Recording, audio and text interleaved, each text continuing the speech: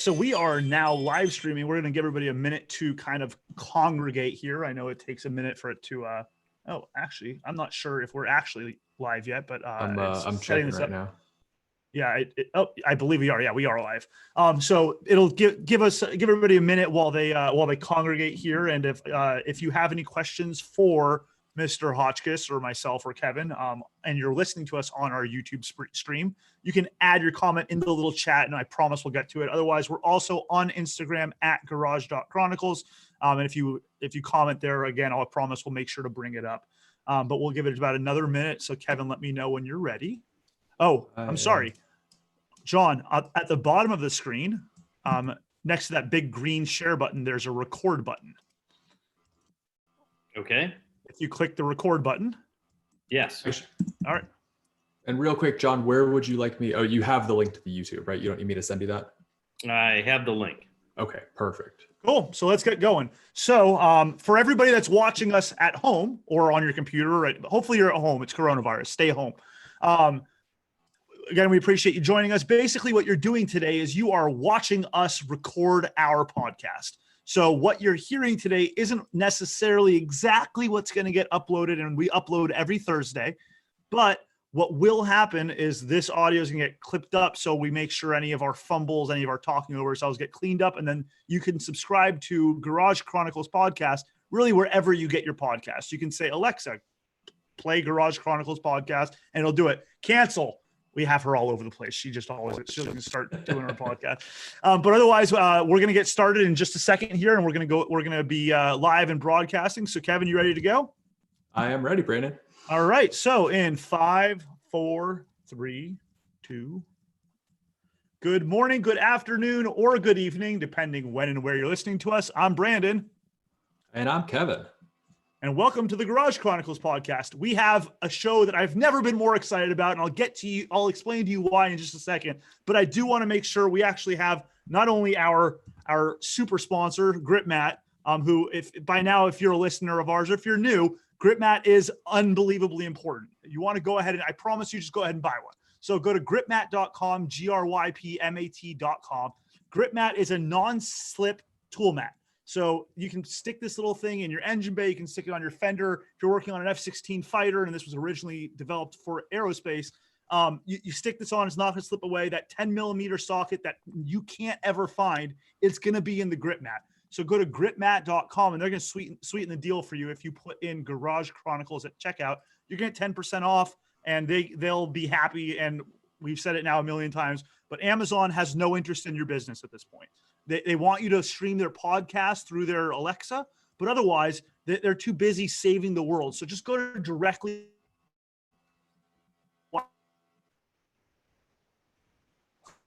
It's orange, it's in green, it's big, it's small, it's medium. It's the best. Buy it. I can't give you like a real guarantee, but I promise you'll like it. So other than that, we also want to welcome MP Speed Shop. And if you guys were listening to us just the other day, we had Mike Satterfield on with us, and he is the proprietor at MP Speed Shop. And MP Speed Shop is giving us a really sweet deal. They have really, honestly, just go to mpspeedshop.com. And if you're a car guy or a car chick, I promise you're going to find something that you like there. If you put in GC, like Garage Chronicles 2020 on there for the rest of the year, I mean, you got to put in the promo code every time. But if you put in GC 2020 at checkout, you're going to save 15%. And their stuff is actually amazingly reasonably priced. You can get like trucker hats for like $20. They are a licensee of Gulf Oil. They got good stuff. So go check it out. So without further ado, this is a big day. So there are people in the automotive world that without whom the automotive world probably wouldn't be the same. And on that note, we're speaking with one of them. So Mr. John Hotchkis, thank you so much for joining us. Hey, Brandon, Kevin. Hey, thank you for having me. This is really going to be exciting. So John is one of those people that you just send out, like you slide into the DM and you go, hey, we're friends on Facebook because we don't, because you click yes, because you're a nice guy. But is there any way you do my podcast? He's like, yeah, sure. So that's what coronavirus does for us. It's extreme boredom. It's whatever it is. We're so glad that we brought you here. So thank you so much for joining us. But you are no longer broadcasting live from Southern California. Is that right? No, I'm in Davidson, North Carolina. We moved the business to Mooresville. And as we were talking before the show started, North Carolina has really become an automotive, really centric technology place. It's absolutely incredible. It reminds me of California when I first started. I mean, I grew up in Southern California, and it doesn't get more automotive than that. I mean, from cruising, drag racing at OCIR, Ontario, Riverside, Willow Springs, go on and on about how much automotive technology, and then combine that with aerospace, with Lockheed, Martin Marietta, and Boeing and Grumman. I mean, it goes from World War II on. And so that vibe, that aura is now in North Carolina. It started with NASCAR, but now there are airplanes being built here. There are wind tunnels, so many car enthusiasts. It just kind of in Hotchkis 2.0, it was the place for us to be in order to really keep on the cutting edge. Yeah, I mean, it's interesting that both Kevin and I are also kind of born and raised SoCal kids, and somehow we end up here in Columbus and Lexington, Kentucky, respectively. But if we can go into some of your history, so I, like probably many car enthusiasts, know the name Hotchkiss from suspension and from if you ever watch anything at SEMA, like any of the Optima Ultimate Sports Car Challenge, every car that's doing anything worthwhile seems to be on Hotchkiss suspension. But getting ready for our podcast tonight, I started to dig into John Hotchkiss Jr., the man, right? And finding out some of the background of you so I could be prepared to ask you some good questions. And I was amazed at how strong your ties to Southern California are, especially through your dad and through the LA Phil. I mean, it was really amazing how much your family is and has been involved in Southern California. What is that like, having such a strong tie to a place? And is it surprising for you to be anywhere but there? That's what a great question. No, it's growing up being from, we're in one of the founding families of Los Angeles, because my great grandfather was landowner in Seal Beach, and grandparents, both sides of the family from Southern California. And then my grandfather was, along with a dozen other of his executive friends, were instrumental in bringing water to Southern California. And so you could do big things then, because Los Angeles was really evolving.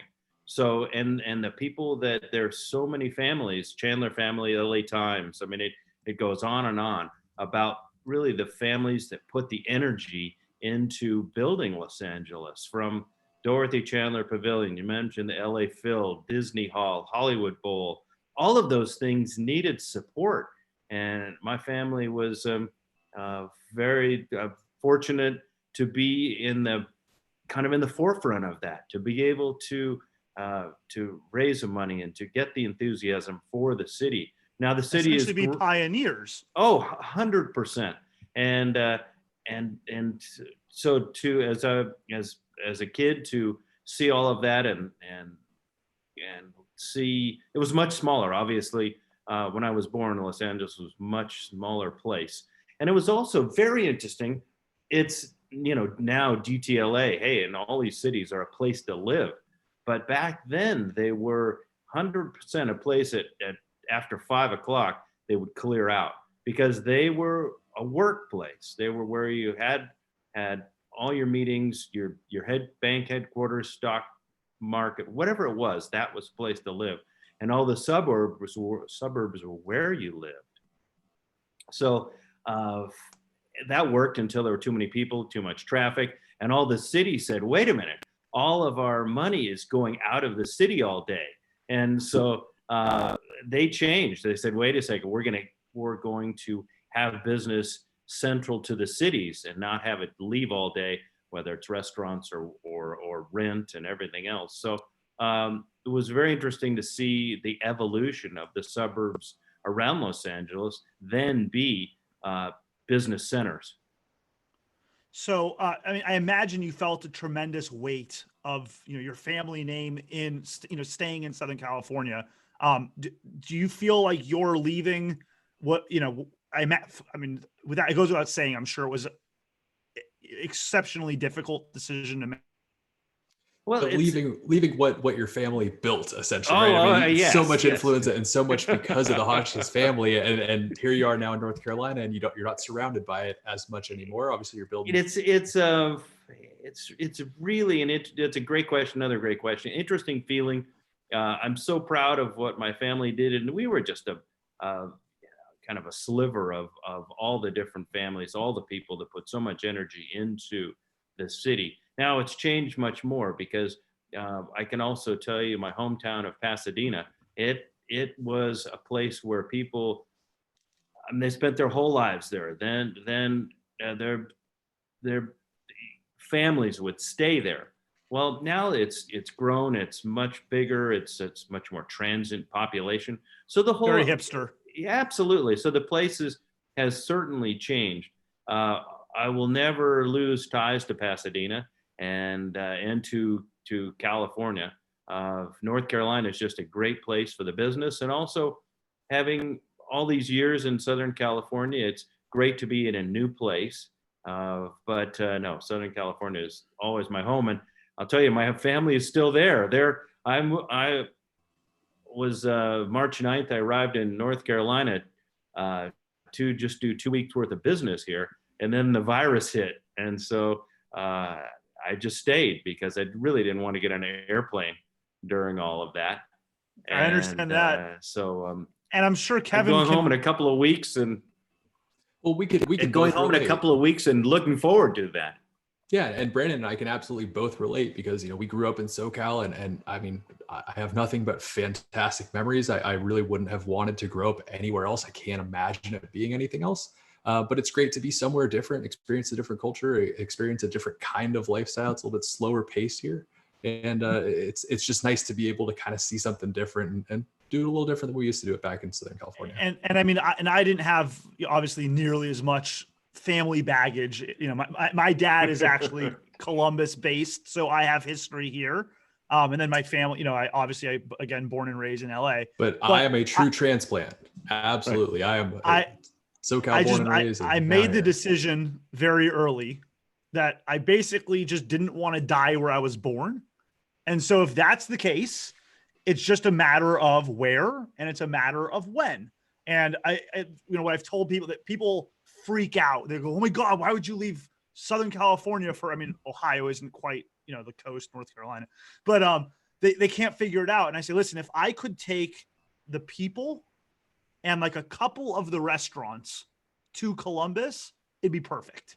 I'd have to interject and say a couple of the roads too. I do miss a couple of those canyons between the Valley and Malibu. But so I went on about a 5-hour drive today's Monday in the real world. You guys are listening to it on Thursday, but just yesterday on Sunday, I went out for about a 5-hour drive, and we had, into the southeastern area of of Ohio. There's actually some unbelievable roads. I couldn't stop commenting on how good this road is. And we definitely have to do some sort of like an event out here, but also the fact that, it's the least LA thing that I saw no cops. I was not in traffic the whole time. And because it's not like a road that everyone goes, oh my God, like it's a tourist attraction, right? Like Mulholland Highway, the Snake, PCH. Yeah, Angeles Crest. Yeah, exactly. It's totally different. I saw the interview that I think it said that your favorite road was what? Is it the California 2, right? Was that the one that I saw? Yes. Yeah. Okay. So we talk about driving, talk about what it was like. And you've seen some of my Instagrams lately of the drives I've been having in North Carolina. I try to do a drive every Sunday since we're not going to car shows and we're not traveling to car events. I'd say let's get a good drive in. But back in the when I was a kid, I mean, this is going to sound crazy to you guys, but you could drive. Well, the Pasadena Freeway was one of the most awesome freeways ever because it's all curves. It was made for a few cars, and I guess maybe they thought the curves would keep everybody awake or something. But you could go from Pasadena to downtown LA in I think about 8 minutes, and anything over 80, and it's really fun. and you could drive across town where we lived, which takes about 25 minutes now, 10 minutes or less, 60 miles an hour across town in Pasadena. So, I mean, I've made my whole living, my whole life is all about driving, the experience and the fun of driving. And Southern California, you really could drive. You could drive in Orange County, you could drive all over. So that whole thing has changed. So where it's still Southern California, it's hard to drive. Now, you certainly Malibu Canyon and all those roads, off PCH, they're great. And if you do it early in the morning, it's a blast. Glendora Mountain Road, Angeles Crest, they're all great, but you have to really fight the traffic to get there. Yeah. Absolutely. I mean,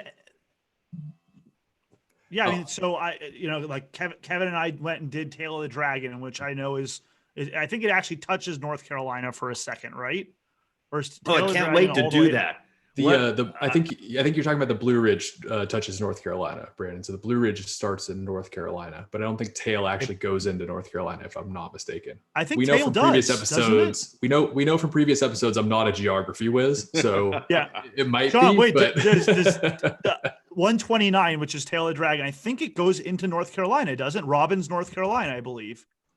I'm looking it up right now. And Kevin will check it out. So anyway, that's a 100% goal of mine, is to do the Tail of the Dragon. So I'd love to get a group and drive there and maybe something tells me that if John Hotchkis says that he wants to drive drive Tail of the Dragon, I'm guessing you could probably get a group of people together to do it with you. We're going to do it. We're going to put together a group and we're going to go have some fun and drive some great cars on the Tail of the Dragon. All right. Yep. So good. As soon as I hear the dates, I'm booking it. We'll be down. I am in. So it's funny actually. Like as we go through our different guests, so we had Jared DeAnda on a few weeks ago, who is the voice of Formula Drift, and they're talking about their first event, hopefully being July 4th weekend at Road Atlanta. And we told him that if July 4th weekend there is a Formula Drift event, we are getting in our cars and we're driving our sweet asses down to Atlanta to go see it. So between Formula Drift and now our Tail of the Dragon with John Hotchkis, I mean, we are whether or not anyone actually listens to these podcasts, we're living like celebrities already. We're going to do this, but it's the roads. We talk about the value of suspension, and we can get into this more, but I just love the fact that older cars, and obviously we specialize in American muscle cars, but G-bodies like my Grand National, 86 Grand National, it's it's a pretty good car to begin with. They're lacking for a little bit with suspension. But you put the suspension on it, and you get the springs to work with the shock, to work with the sway bars, so that balanced handling and a quick ratio steering box. And it handles more like a BMW 3 Series. And it is just a blast. Improve the brakes, put a Dakota Digital dash in there. So I've done a few things to upgrade it, but not to take the soul away from it. So it's still what it was, but it's vastly improved. And the roads around here are just more fun. I mean, I rarely see anybody on them. They're paved. The pavement is smooth. And it's amazing that you don't like most. So what I've learned is that pretty much any of these, like, these kind of, out in the boonies roads, which are half the time fantastic, if it's not otherwise posted, it's usually like a 55 mile per hour speed limit, which by the way, in a turn, if you're carrying 55 miles an hour, more times than not, like, you're fine. Like, I don't find myself going, oh my God, the speed limit's so slow. Like in Southern California, you get onto PCH, you get onto Stunt Road, it's like a 30 mile 35. per hour. Yeah, it's terrible. I love driving out here. I had the greatest time yesterday. We were driving. I was driving to South Carolina, and all of a sudden, in my rearview mirror, I saw this pickup truck. And of course, the speed limit is 55, and you can go 70, I think, if you want. Well, this guy was a good driver, and he wanted to catch up to me because I pulled off, and we talked a little bit. And but he was super fast in this Chevy pickup and knew the road, like the back of his hand. And so it was really it's just, there's another driving experience every time. And that's what makes this all exciting. And it's so easy to get lost. I got so lost. Yes. Absolutely. I damn near ended up in West Virginia, and I don't mean that sarcastically. I damn near ended up in West Virginia totally by accident. The whole time I'm with my wife, I have my daughter, my 8-month-old in the back seat. I'm like, oh, like it's fine. We went. So I have a Volkswagen Golf All Track, which is like a lifted up wagon. Then I have it lifted up a little bit more. I got like mud tires. So there was a covered bridge that I wanted to go find because I had found it. We had gone to it on a Porsche club drive that I had been on a few weeks prior. And we got way in over our heads in Porsches because we're all, like, oh my, it's too late to back up. Can't turn around. There's only one way out and it's down. So I went back there in the all track. And I was like, oh, like I remember like kind of somewhere over here, there's a dam that we should check out. So we went to the covered bridge. We saw it. We kind of sat out. Nobody bothered us.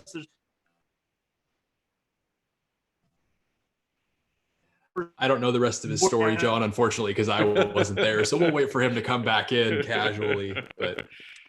But the long stories are, am I back?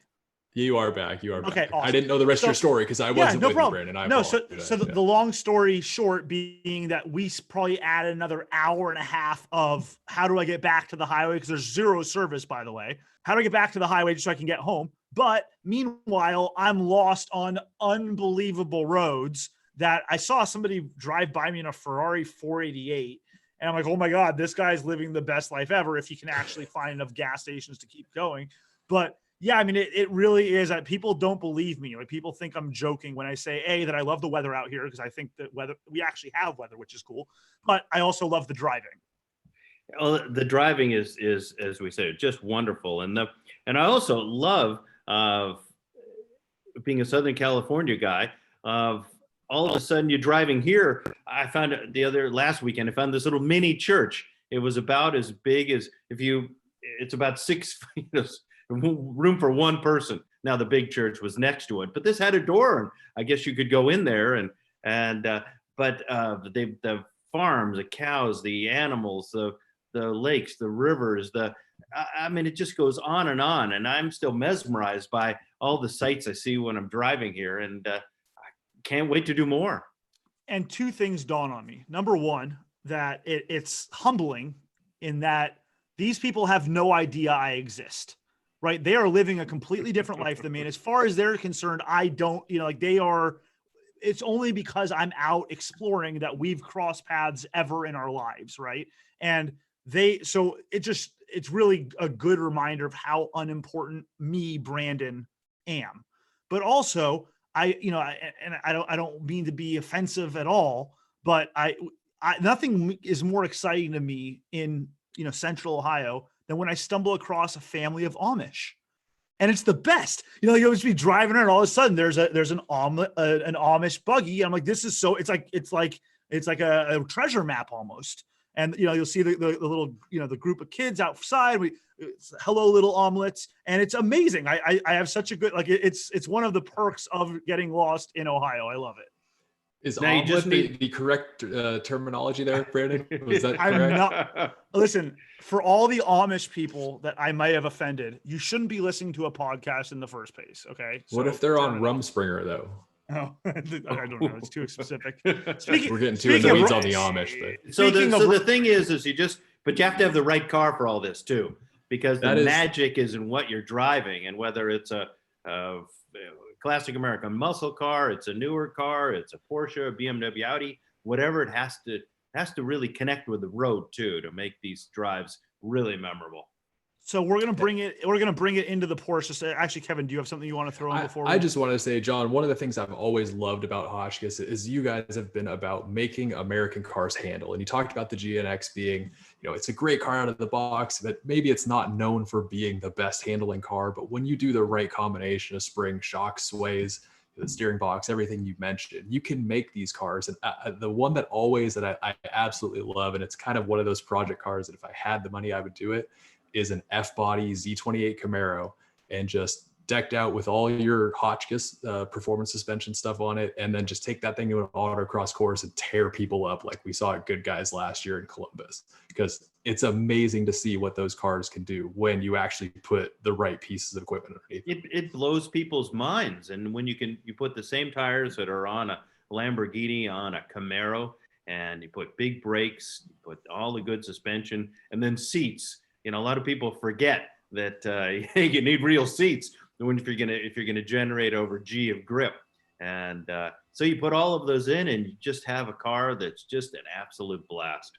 Absolutely. You got the power, you got the suspension to back it up. And now it's great too to see that the OEMs, the American OEMs, are going into it too with the Mustang GT350 is a great handling car. The SS1LE Camaros are amazing in that respect too. So I think you guys helped push the envelope on that one. They had to start doing it from the factory to keep up with the aftermarket. Especially considering that nowadays you can actually like put air conditioning in these cars. We're back in the day. It was like having like a young child sitting in the dashboard, just, like an asthmatic child breathing on it. Now you can have you can have navigation. You name it anymore. You can basically build a 2020 1971 Challenger.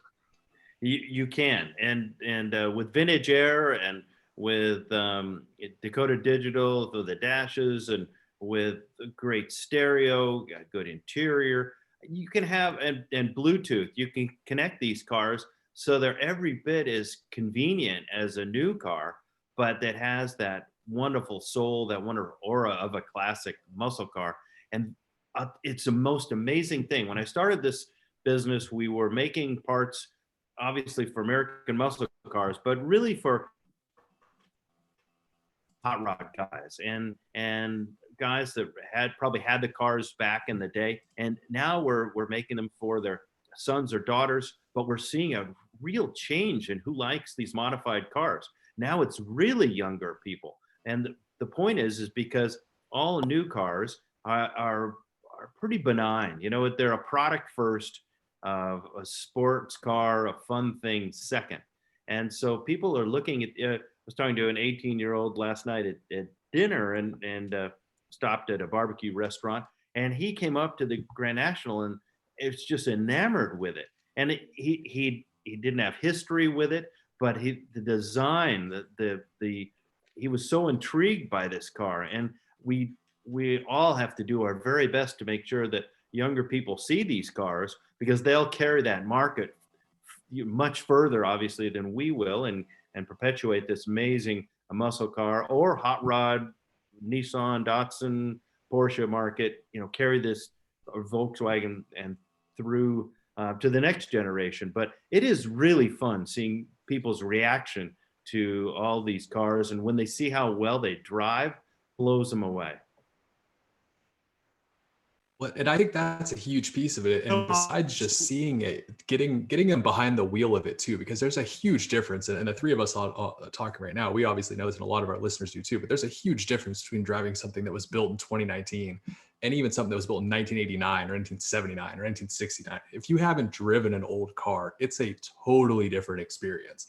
Yes. And it's not faster, it doesn't handle better, but it has a feeling that you cannot replicate these days because of safety standards and all these other things that go into it. And just the fact that people want quieter, more comfortable cars. I love jumping into anything from like the late 60s, early 70s. If anybody's got something and they're saying, hey, you want to take a spin? I'm the first guy to jump in the driver's seat and go for it, because it's always an experience. Always. And look what's happening with these cars. I mean, for instance, LS motors from GM. I think that changed, that rocked our world, because you can put an LS all aluminum block in anything, and they're in all the drift cars. They're in you name it. And I'd love to put one in a 944 Porsche, and a lot of people already have. And then we're talking about Rutledge Wood and his RWB car. I mean, what a beautiful piece of machinery that is, with the screaming LS3 in it. So that's Porsche purists be damned, right? Yeah, you know what? There's a place for the purists, 100%. If you have a numbers matching, whatever it is, and it's low mileage, keep it that way. But if you just have absolutely, just like a a car, 962 or something like that. Yeah, you just have yes, but you just have you have the car of your dreams, might as well go for it, because and now that you can put that magic in whatever it is and have the car that you love and then go out and drive it. Absolutely. So I And actually have want to touch reliable on horsepower that go ahead. I was just saying, reliable horsepower. You get in the car and you turn the key and that thing works every single time. And to Brandon's point earlier, your air conditioner works, your stereo works, everything works. You can drive it just like a newer car and still get that really good feeling and old experience. So absolutely. I want to finally jump into Porsche stuff a little bit. And before we go too deep, both Kevin and I have a question as far as Porsches go. Why are we not able to buy Hotchkis suspension for Porsche? Like, is it that the market just isn't big enough for springs or for sway bars or what? No, the market, as you know, if you've done a little research, Porsche was always something, I loved as a kid and was very fortunate to race some great Porsches at Daytona and Sebring and all throughout the country. And with my father, we did 5 Daytona 24 hours and 3 Sebrings, raced a Le Mans together, and worked on Porsches as a kid, worked for Randy and Dennis Ossie, who are legendary Porsche guys from Southern California. And I mean, just so fortunate to be with that brand for so long. When I started the business, Porsches were still being restored to perfection, and modified Porsches were certainly they were there, but it was hard to make a business. And I looked at it and said, okay, what? And I was also a muscle car guy. I mean, I 426 Hemis, Corvettes,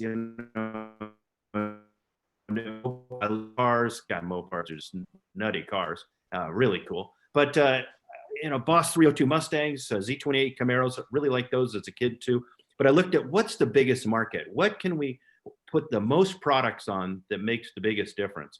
And if you think about an older Camaro or Mustang, imagine turning it upside down, then really scraping all the suspension off, taking everything off, and replacing it with new modified, geometry corrected, better shocks, sway bars, everything. So you can really put a lot of product on those, and it makes a huge difference.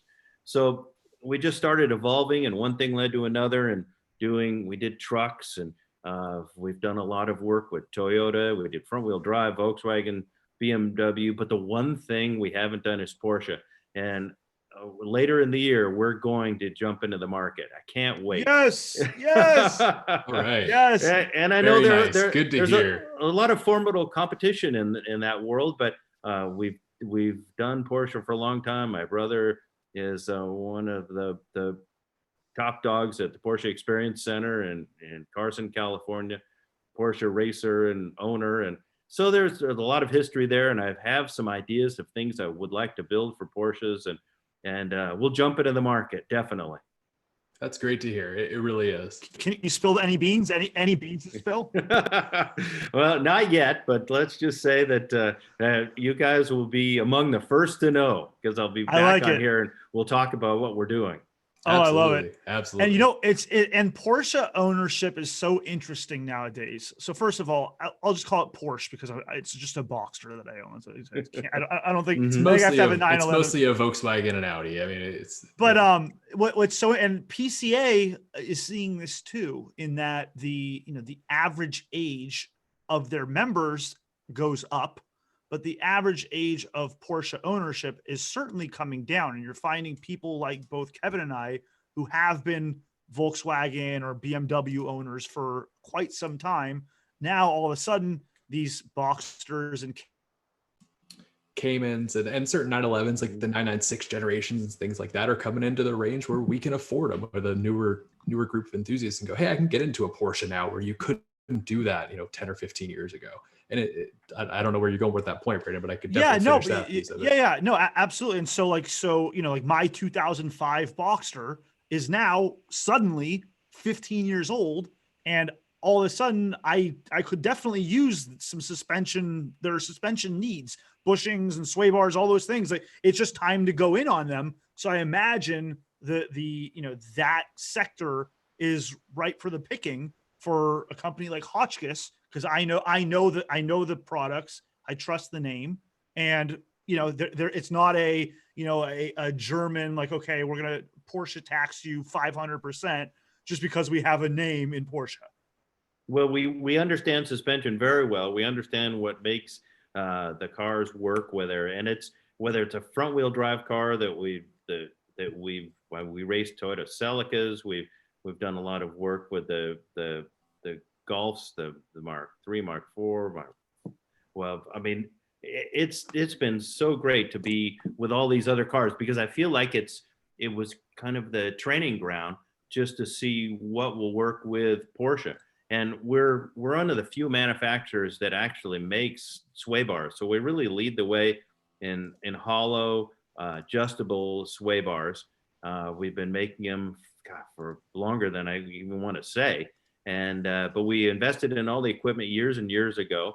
And we do a lot of private label for companies that we're very proud of. And so going into the Porsche world will be, although it'll be difficult because we want to make sure we have the right kit, but we're very excited. And then last thing, we want to make sure, as all of our products now, that they're easy for the do-it-yourself person, because not only do we really love that the people we want to show that experience of driving and let people know that it's not just about the part that it's made out of aluminum, titanium, steel, whatever it is, but you put it on and it gives you the incredible driving experience, that feel through the steering wheel, through the seat, that makes it an incredibly special time to drive. But we want to make sure it's also easy to put on, so people can do it at home, because that's another thing this COVID time, more people are spending their time at home, more people are with their families, they're working on their cars. And so long story short, we want to make sure that when people buy a box of Hotchkis Porsche suspension, it's easy to install, and everybody can do it. They can do it in their garage. And John, that's another thing that's great. Looking around the Hotchkis website, the fact that you guys have a suspension installs section on your website is fantastic. I will tell you, when I did the suspension on my Cayman, Porsche owners typically don't seem to do their own suspension installs, from what I can tell. So I had to go and couldn't find a 987.2 specific DIY guide for a suspension install. So I had to do the 997.1 front, because that was the same idea in terms of where the bolts were. The sizes were slightly different, things like that. And the rear, I kind of just looked at it and went, okay, this is what needs to come out in order for me to put this in. And that's it. So it took a little bit more time. It would have been nice to see a Hotchkiss type DIY. Here's how you install it, and here's how to make it easy to do in your garage, and keep it fun too. I mean, Brandon saw me viciously ripping panels out of the back of my Cayman trying to get to the strut towers, because there was no way I could tell how to get to this one single bolt. I had to get Kevin can definitely give you some cautionary tales for the rear suspension install it before you guys get it. Yeah, absolutely. And another thing, we also we really pride ourselves in making sure our kits are complete, so that you have all the hardware, all the bushings and brackets, because whether it's grade 8 or 10.9 for standard or metric, we don't want people to go to Home Depot, Lowe's, hardware store to buy suspension bolts for their car. So we want to make sure that they get the absolute right length, the right grade, whether it's a Nylox nut, it's a steel locking nut, half height nut, whatever it is, SAE washers. Want to make sure that they get a really inclusive hardware kit, so that we bolt it on and say, okay, this is safe, it works, and also they've had a lot of fun and learned how to do the suspension as well. Well, and it's great when you supply all that too, because it says on there, here are the tools you're going to need, except, the ones I've done where I've had to run to Home Depot or Lowe's 19 times from start to finish because, I don't have this length socket, or I don't have this size, or whatever it might be. I can't tell you, I probably spent more on tools than I would have spent on having someone else install that suspension for me, by running back and forth trying to get the proper tools for the job. So knowing that you guys will come out with something that'll be kind of ready to roll out of the box. Definitely. I like to say that if something is as easy as IKEA to put together, like where I just know that it's all there, just give me IKEA instructions and I've got it. I promise. I've put together enough IKEA IKEA furniture in my day, that if I can do that with proper instructions and the right tools, I got anything. Well, that was another point about American muscle cars, and anything done and made in the 60s and 70s. They're pretty easy to take apart and wrench on. Absolutely. And so with minimal tools, good floor jack stands, you can do a lot. And if you know how to flare brake lines and everything else, and you can pretty much build a whole car in your garage. And there's another point too. What's so great now is all the reproduction parts that you can have for whether it's a 240Z or a Mustang or whatever it is. There are places you can build a new TR6 Triumph. I mean, I love the fact that you can get door panels, seats. There's always things that are impossible to rubber get. stuff. Yeah, yes, absolutely. You get all the rubber. Yeah, the stuff you can't even get for an early 90s Volkswagen that you can get for. You're absolutely right. And I think it was like my 92 Jetta, where it's like the driver's side rear weather stripping. If it's gone, if it has unobtainium, the car's basically totaled. Because and good luck even trying to pull one off of a junkyard car, because you'll probably ruin it pulling it off of that one. Or if you were lucky enough to, you'll ruin it putting it on your car. Yeah, that is so true. So it's the people talk about the good old days, but I'll tell you, I think every day now are the good old days, because the cars are more accessible. I mean, who doesn't go and bring a trailer and just lust after all the things that you could have?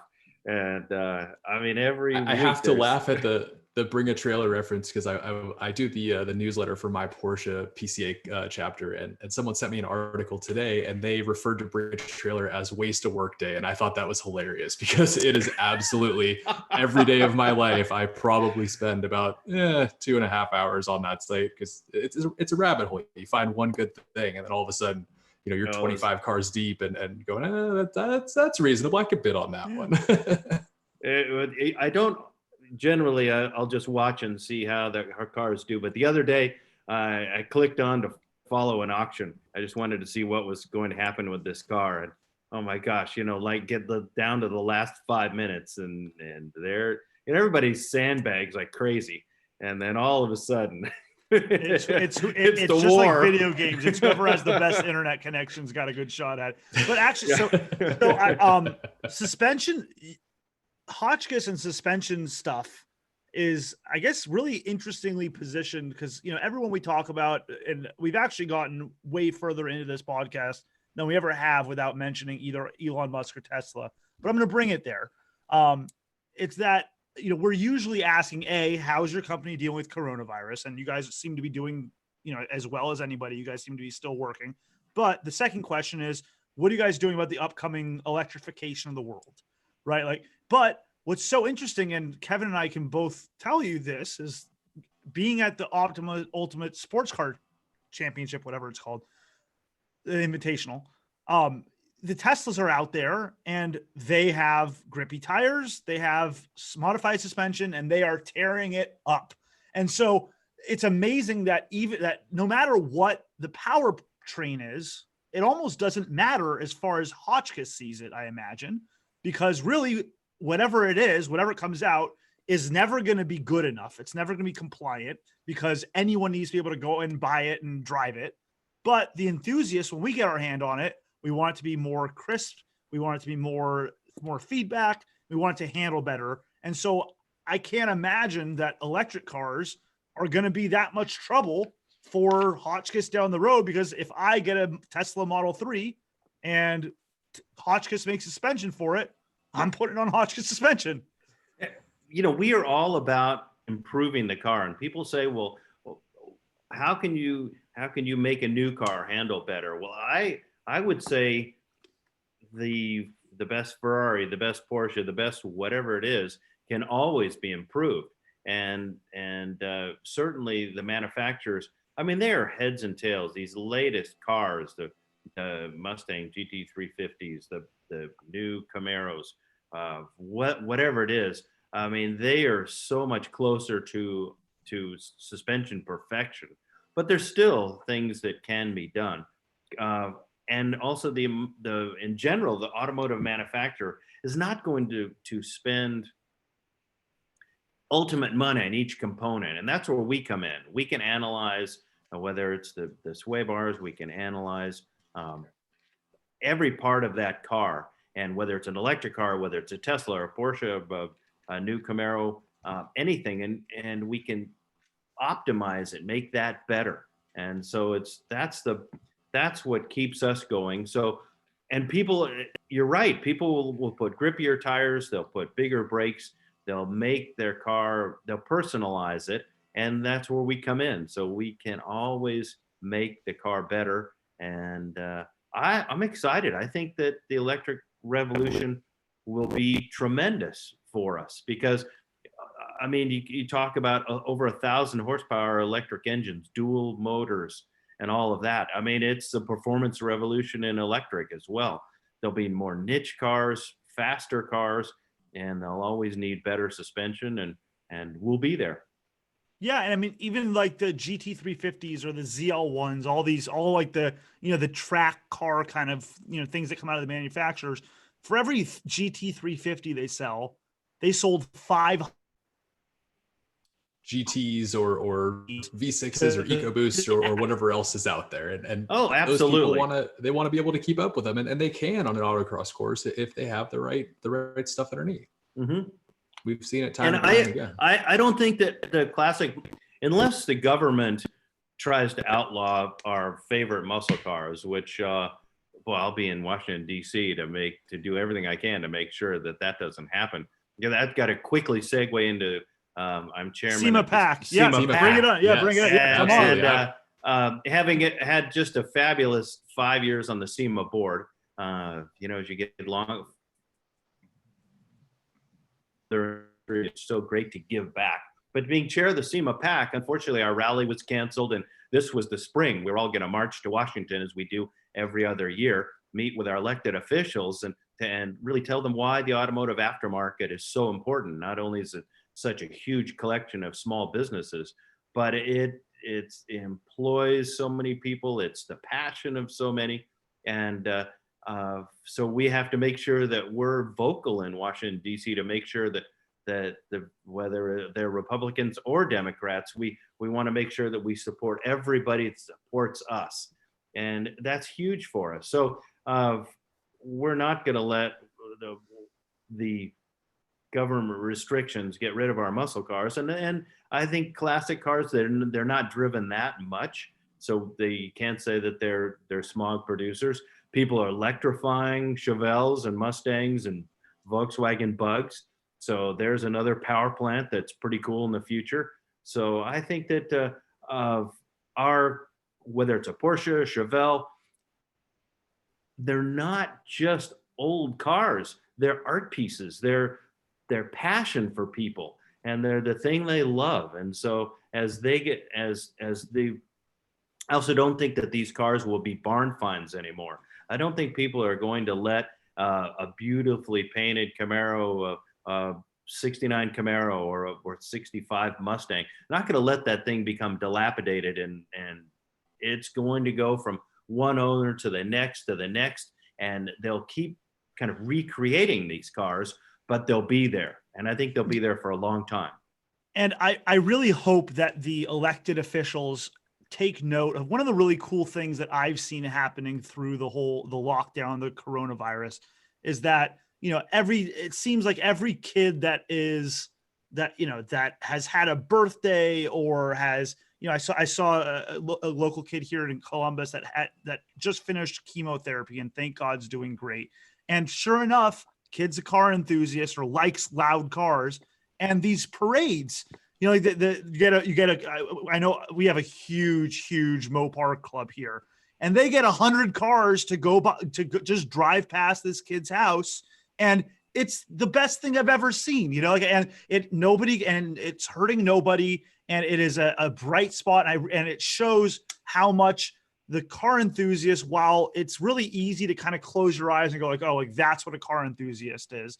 It's such a ubiquitous group, right? You have people that make that make next to nothing, that are wrenching on their cars in their spare time. They're delivering pizzas so they can put new tires on their drag race car. Then you also have people that are CEOs that are collecting their Ferraris, Lamborghinis, or you have people like Jay Leno who have more money than God in his warehouses of cars.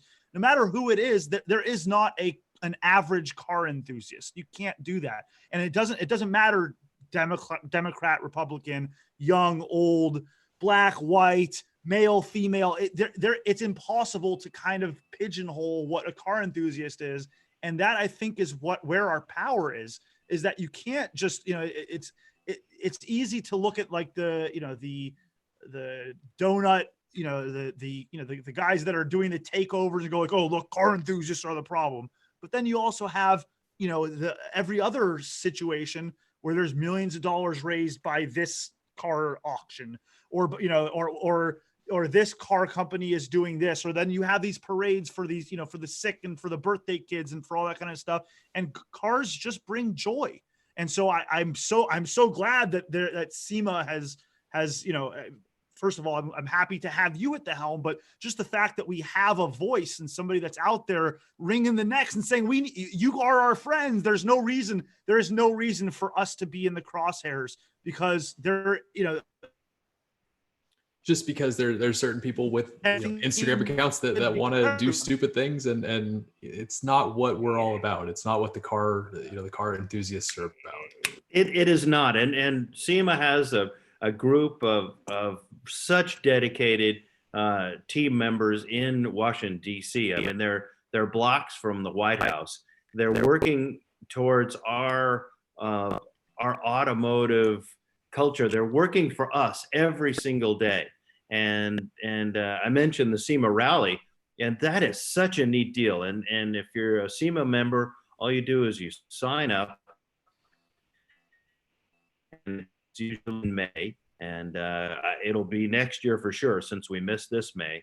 But you can really you really march to the Capitol. You meet with all your elected representatives. So if you're in Columbus, whoever's your elected representative there, the SEMA makes prior appointments. So everybody that's with the group and the SEMA group will then meet with the officials there from California, from North Carolina. And it is so much fun. And then you get together with all your friends, whether it's exhaust or electronics, wheels, tires, brakes. And after that, you can talk about what it was like to talk to these guys. And we've talked to absolutely pro SEMA, pro automotive aftermarket people, and then we've talked to some that are just, they look at us like, why would you even want to modify your car? Or some even say people actually modify their cars, they have no idea.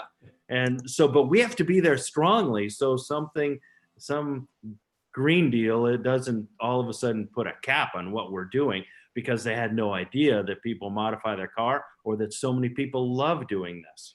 Well, or that there's businesses out there, small businesses, to your point earlier, that are their livelihood is based on this, that they're putting money into R&D so they can release these products, and you don't want them to get squashed by some kind of a new emissions the automotive aftermarket represents an incredible amount of voters, and again, 100%. and it's not one voting block, right? You can't go, the automotive people, forget about it. It's impossible to steer clear of that landmine if you start walking through it. There's no question that whatever group you're going after, like whatever vote that you want, I guarantee you there are a lot of car enthusiasts in that group. Well, there's some incredible guys. There's Ted Budd from North Carolina. That's a great car enthusiast. He visited us about 8 months ago, and Bill Posey and on about Doug LaMalfa from Southern California. And yeah, there's some incredible car enthusiasts among the Washington, D.C. elected officials that really have our back too. And we want to make sure that they do. They'll come to the SEMA show, and they never have enough time, and they're always with an entourage. So they blast through the show, they see it all, and their eyes are as big as saucers, and they go back and they talk just a great they support us. And so that's what it's all about, making sure that this automotive aftermarket lasts a long time for all of our business and all of our consumer enthusiasts. And you said it perfectly in the interview that I saw. That was, that we can never have too many friends when it comes to politicians. We can never have too many politician friends, because we need people. At the end of the day, to your point earlier, if we're silent, it's really easy to write us off. But this is such a central part to so many of our lives that I mean just again, that what this coronavirus lockdown has taught. I know me, I can't wait till the weekend to get out and get on the road. I miss it.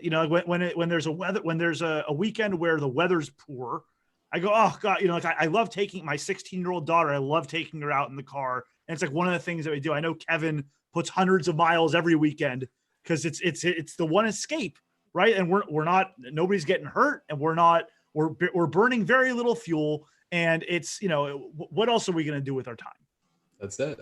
Absolutely. And you mentioned the daughters, and my daughters they've grown up around cars, and we talk about driving all the time, and it's great to pass on my experience to them. But this whole business is a family business, and more people are families go to car shows. Families, they really schedule their lives around not only building their cars, but going places in their cars. And it is so great. And I'll tell you, social media has just really opened up so many eyes to all of this. And I would say that the social media, the influencers now are the girls, the women.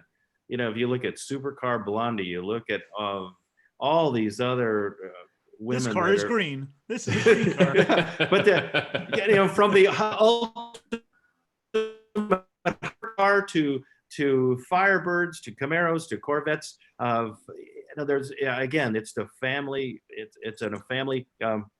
Make it a family project, and it just works so well. And I think one of the things that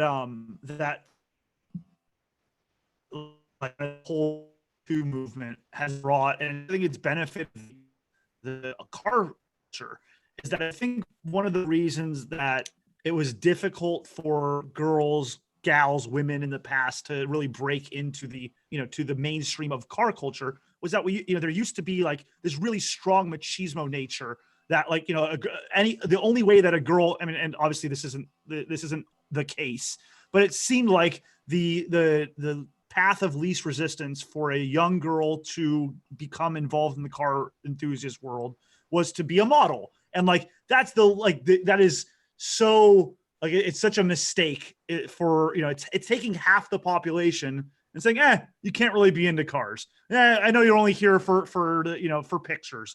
And my daughter loves it. And I love knowing that my daughter is growing up in an environment where if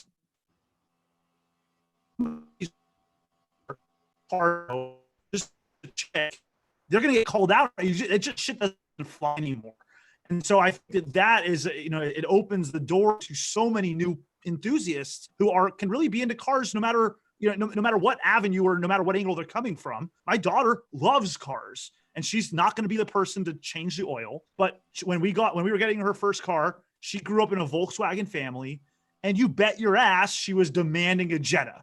Right. And that's the car that she wanted. And I said, what about we could get you like a pickup truck. What about one of the, we talked about all different kinds of cars that were like, to the average person more desirable, but she has this love for Volkswagen, and that's her way of showing it. And she's proud to drive her Jetta, and she would rather drive a 15-year-old Jetta than a brand new Civic any day of the year.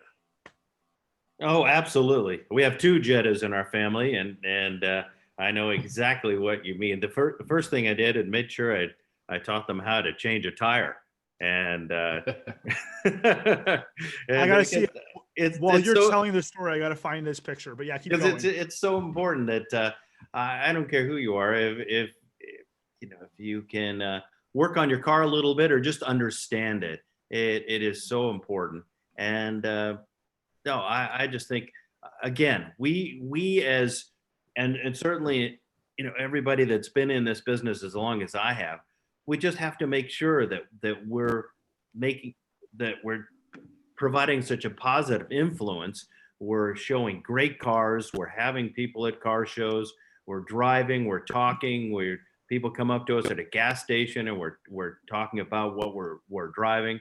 And if we just keep this momentum going, I think I just can't wait to see where the next generation takes our car world. And I don't know if you can see it now, but I have a picture of my daughter up on the screen. This is right after we bought her Jetta.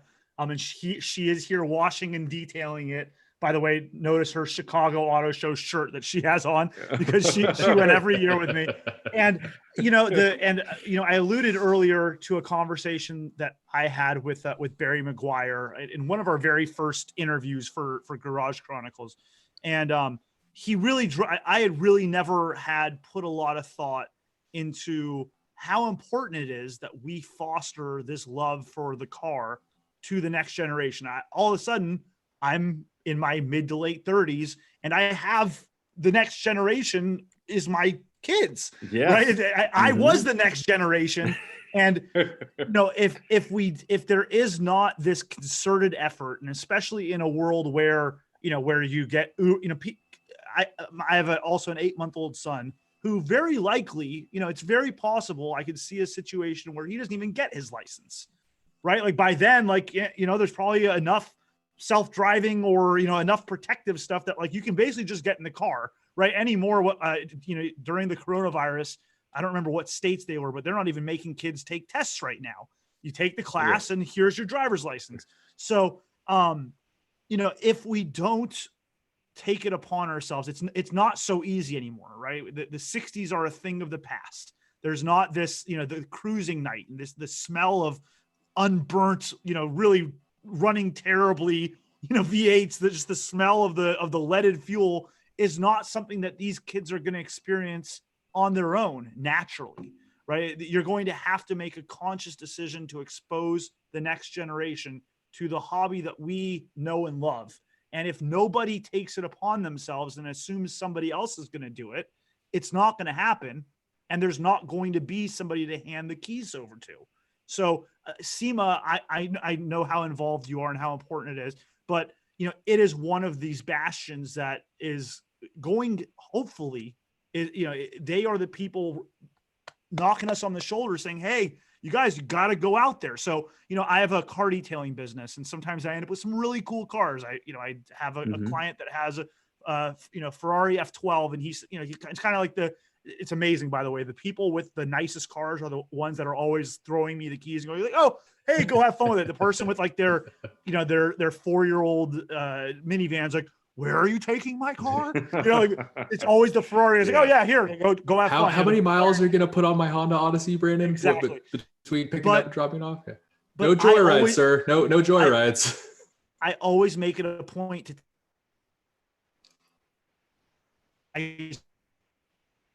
shop, where like the kids are hanging out. And I always ask in advance, obviously, to make sure, but it's like, hey, kids, like get in, like touch, feel, smell. I mean, don't lick, but like understand, this is something that is here for us. And whether or not you are a car enthusiast, cars are around us. And it's something that it's like music, that if you just pay attention to it, you can be an enthusiast. It doesn't have to cost you a dime, and you can appreciate it and love it. And people are making these things for you to just consume and love. And we just need to open people's eyes to it. Again, just like music, it's like, what people say all the time, like, oh, being a car enthusiast is very expensive. Yeah, but so is golf. And it's not like you're just walking around one day and, oh, look, there goes a professional golfer. Like it's, and that's such a great point. I'm less concerned with keeping the car hobby going than us being taken over by autonomous cars and so on.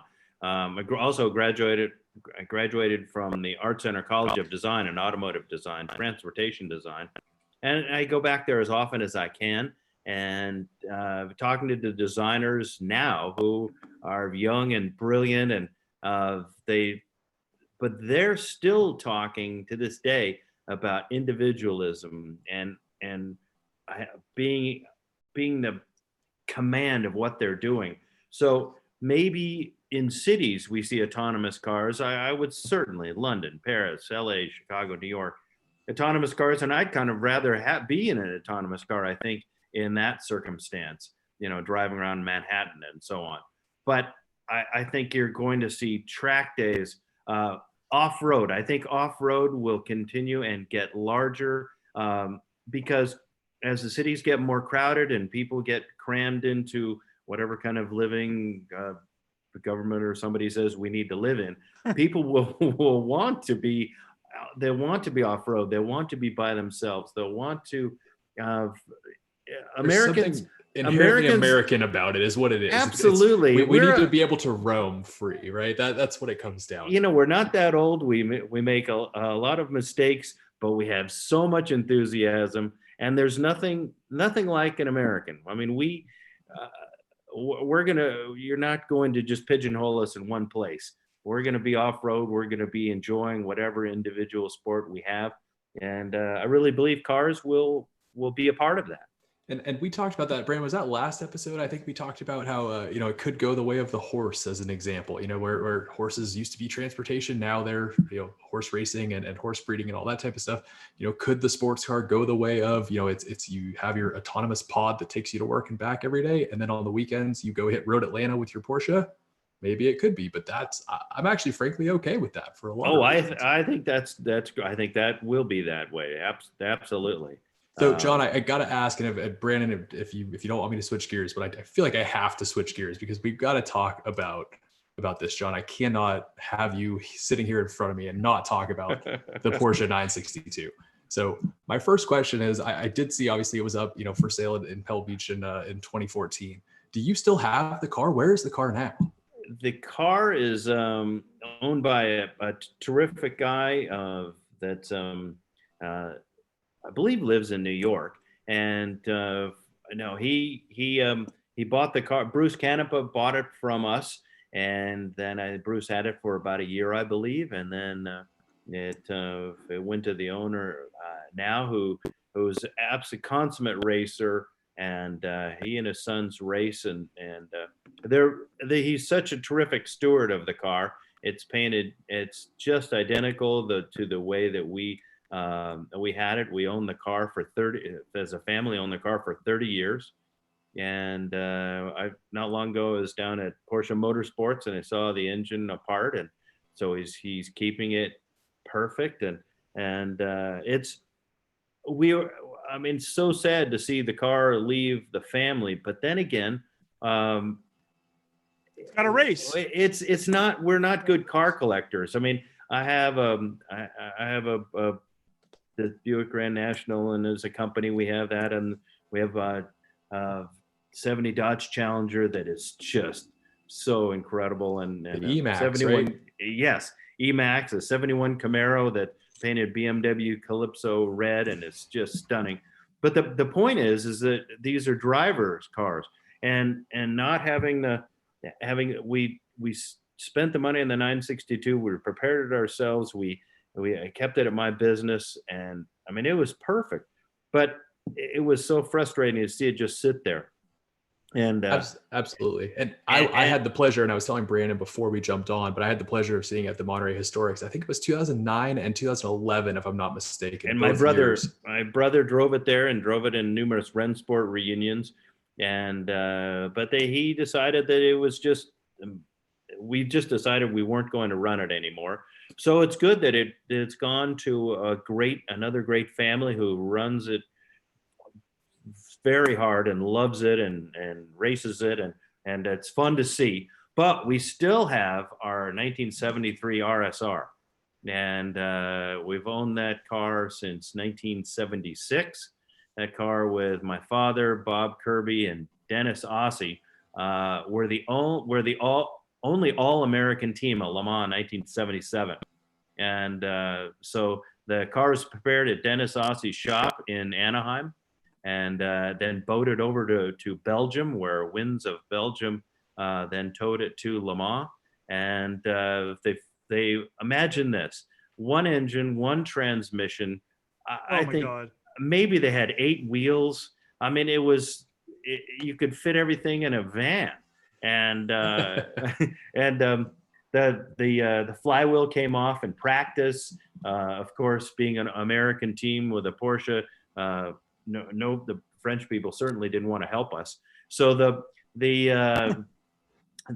put the flywheel back on, and everybody had turns lapping it with lapping compound because the crank was pretty chewed up on the end. But anyway, it Loctite and a lot of praying, and the car finished, I think, 21st overall, and I think 9th in its class, and so they finished Le Mans the first time, and we've had the car pretty much ever since. I think there was about 10 years that it was owned by somebody else, but my father bought it back, and we restored it, and my brother has it, and so we'll keep that car forever because it's a car that's easy to maintain and a lot of fun to drive.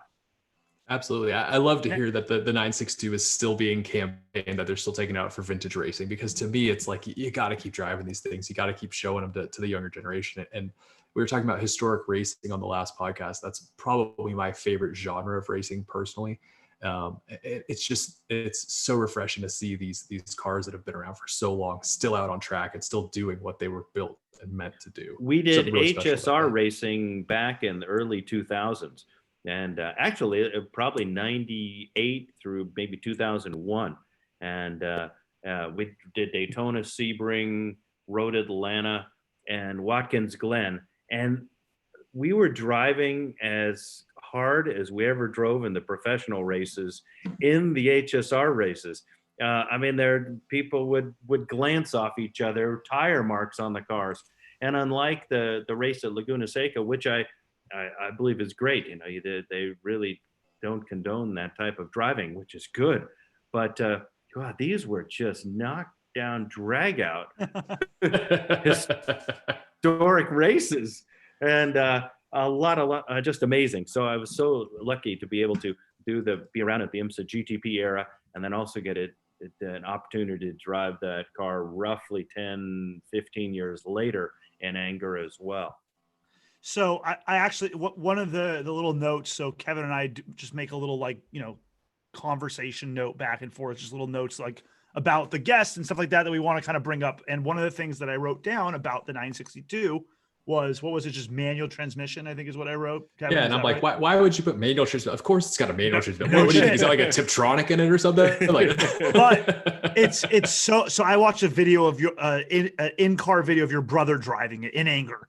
And it's insane to watch a race car be manually shifted, right? Like especially a car with that much power and no safety aids, nothing. It's raw. Yeah. In today's world, where without a question, the fastest transmission is not you.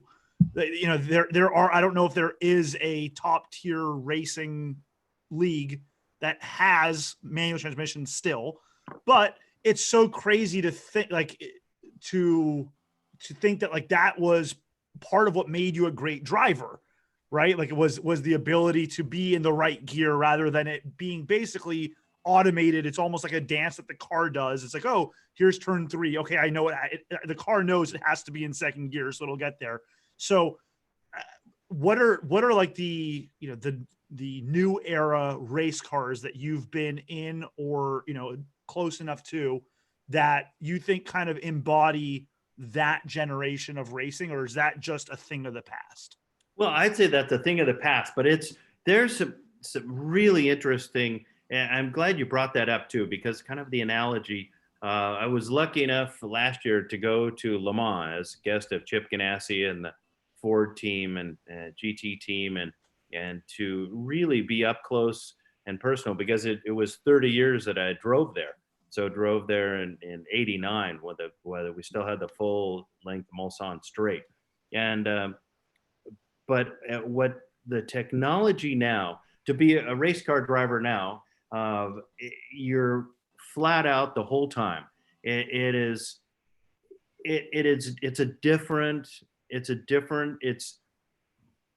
equally as hard. I think it's The concentration level is just out of this world to be able to stay on the track, not make a mistake, because in any kind of racing, it's a one sport that you can't, there's no timeout, there's no, rest and change sides or whatever it is. I mean, you're on it and you're on it for 2 hours or however long your stint is. And you have to make sure your mind is absolutely sharp, because if it does wander, you're off the track and you're out of the race.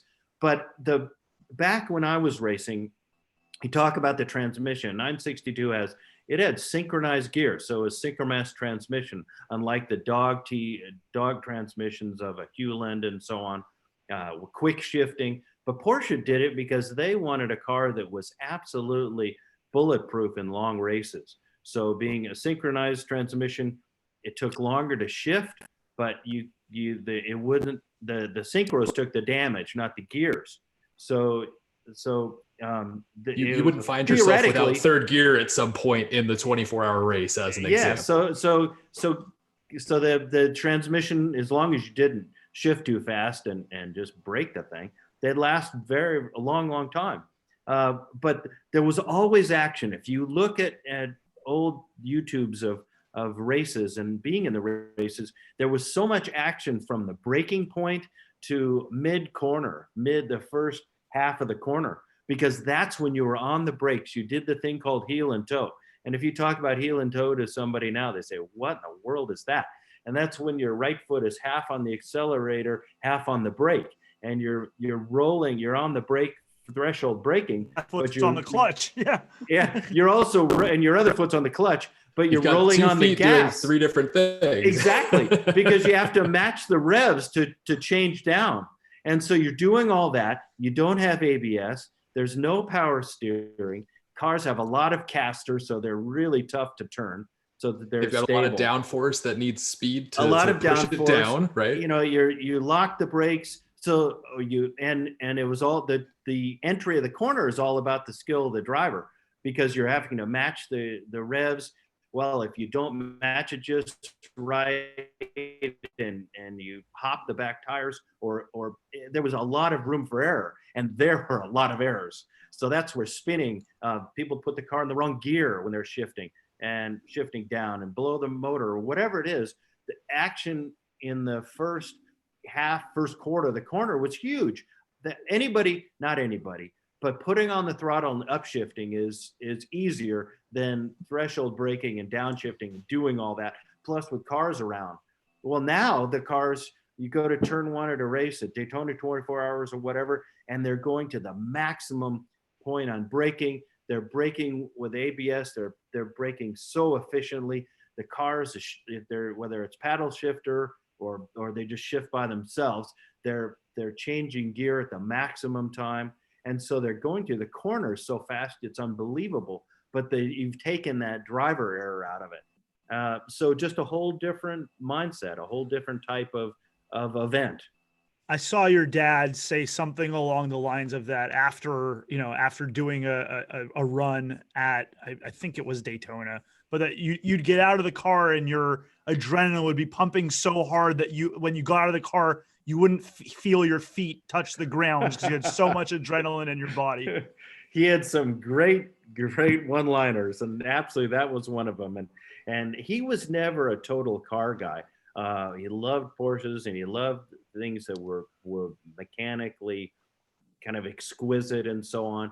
But he wasn't really a car collector, but he was a racer. And the reason being is because he could get in the car and he loved that concentration and that the hours on end of driving, doing it just right. It is an absolute mental exercise like no other. And he'd get out of the car and he'd do quick laps and I was so fortunate to be able to do that with him and to talk to him about that and to relate to racing, the highest highs and lowest lows. You can finish really well, win, or your car can break on the first lap, or you can make a mistake and tear a corner off and you're out of the race. But to experience that with them, so great. It can either be entirely your fault or not at all your fault, right? Yeah. Well, a race car driver, it's never your fault. Never your fault. Yeah, always the other guy. No, I never got a chance to, never got an opportunity to meet your dad, but just reading about him was, I mean, it's really, he sounds like a very impressive guy. And I know he passed a couple of years ago, so our thoughts are with you. But just the things that he spent his time and, his resources, that I have a little bit of a list, but like, donating to Planned Parenthood, Big Brothers of Greater Los Angeles. Again, I mentioned the LA Phil earlier, but I know there was, and a Painted Turtle, which is a summer camp for children with serious medical conditions. I mean, your dad sounds like an unbelievable guy. I guess I was curious, like, where the genesis for the motorsport stuff came from, right? Like at where did it come from? And like, when did it start getting serious? Was it when Junior came along and said, "Hey, Dad"?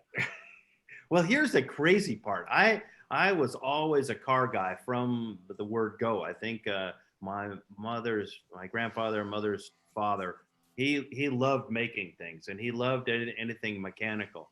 And my mother was very creative. She could paint, she could draw, she could cook. And I think somehow the genes were passed down to me where I could do some of that, but I loved cars. And so I always knew I wanted to make my living. I always wanted to race, but I wanted to be in the car business forever. I mean, I used to work at Porsche dealers.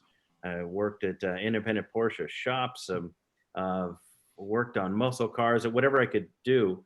But the racing, this is a crazy story. So there was a husband and wife, and they raced BMWs back in the late 60s, late 60s. I think they did through the early 70s. But they kept talking to him, and they were personal friends, and they would say how great it was to race and how much fun, and they would go on and on. He said that they just wouldn't stop talking about it. And finally he said, well, okay, I need to see what this is all about. So he went out to Riverside, and they gave him a ride, and they put a second seat in one of these BMWs, and they drove him around. He couldn't believe that the field of the G-forces, that somebody was actually doing that. He was always a sportsman, and he was a pilot, but he loved it. And then he went to Willow Springs with Dick Ulstrand and rented a Corvair, and I think he made 1 or 2 laps, and the wheel fell off, and he went upside down, just exiting turn 1. I'm not going very fast. It was not on the first lap, was it? Second lap, I think. Okay, second lap. Okay, first turn. Okay. First turn, but of ever driving a race car, of hearing his friends getting so excited about this all, he goes, okay, I'll try it. Second lap, it tips over at, I don't know, 50 miles, 40 miles an hour, whatever it was. It was pretty benign. The big thing that he couldn't believe is when he undid his seatbelts upside down. Of course, then he hits the roof of the car and said, I never expected to undo my belts and hit my head, but gravity's a son of a bitch. But I'm upside down. Exactly. And he went on and on about he could smell the fuel and all of that. And I mean, that was it.